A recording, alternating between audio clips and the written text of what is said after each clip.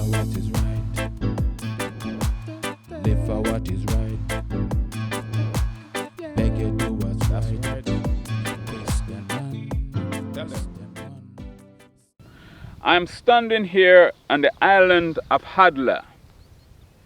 It is beautiful.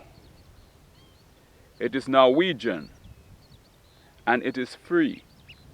Not so during World War II. The Nazis invaded Norway and made this breathtaking island an airport that was strategic for its war machine. In the 1920s, communism had gained great traction in the Norwegian society and government. The opponents of a communistic Norwegian society and government inquired of King Haakon as to why he would not reprimand his communist citizens or his communist subjects. And as is famously known, the king responded by saying, "I am king of the communists also."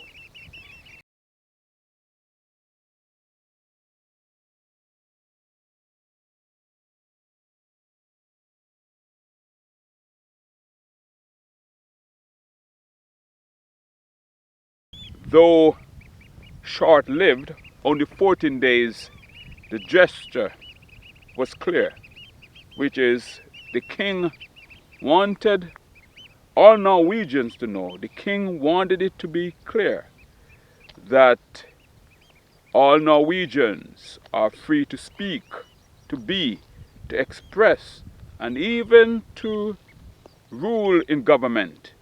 All ideas are welcome in Norway. Everyone is free to speak, and everyone is free to express, and not just the ideas that we like. Free expression. Nowadays, one wonders, are all Norwegians free? In 2018, the government passed a new law, the hate speech law, and many Norwegians start to feel somehow impeded. How free can one be in light of the restriction of speech? Free to speak, free to think and express. Are all free to think and express what they think under the duress of the new hate speech law?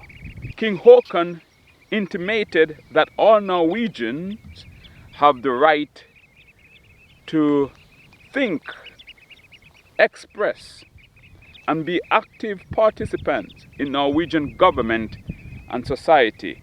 Can we be, or are we free when our speech is restrained, when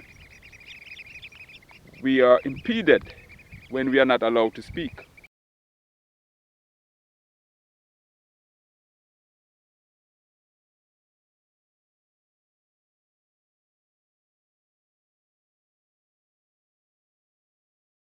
In face of the new hate speech law, some Norwegians feel impeded. They do not feel free to express their views or conviction.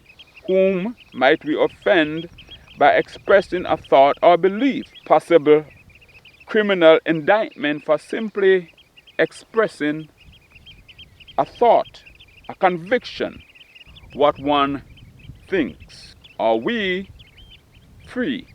Is one truly free when one is not allowed to say what one thinks? Criminal indictment for simply expressing a thought, offending someone. And who decides what are the boundaries of the offense?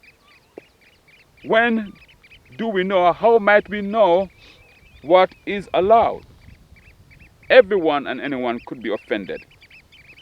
It all has to do with one's upbringing, one's view, what one holds or one cherishes. So, how do we decide when one is offended? One person might decide it is a hate speech or it is a hateful thought, then another person might think it is an okay thought. When one did not incite violence against neighbor, when one did not call for the killing, the murder, the harm of another person, when one did not speak of or call for violence against neighbor, then how can it be considered hate speech to the point of imprisonment or to the point of police investigation?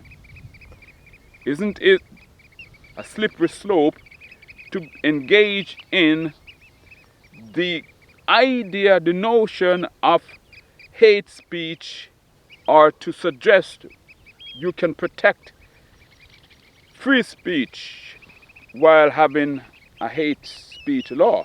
Criminal indictment or prison time for simply expressing a thought or idea that conscience dictates to be right, good, decent, or true. How can we protect the right to think and speak under the duress of the new hate speech law? Isn't it true that true freedom of expression and a hate speech law are irreconcilable for a group of people? They are not compatible.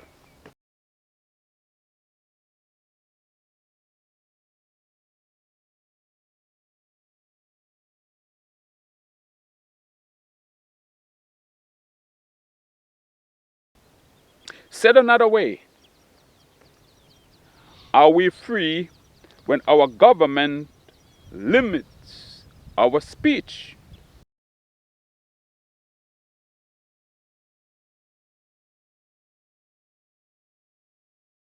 No, that individual is dealing with oppression of intelligence and conscience. That is the absence of free thought and choice. So if we are not free to think and to say what we think, are we really free? Stand for what is right.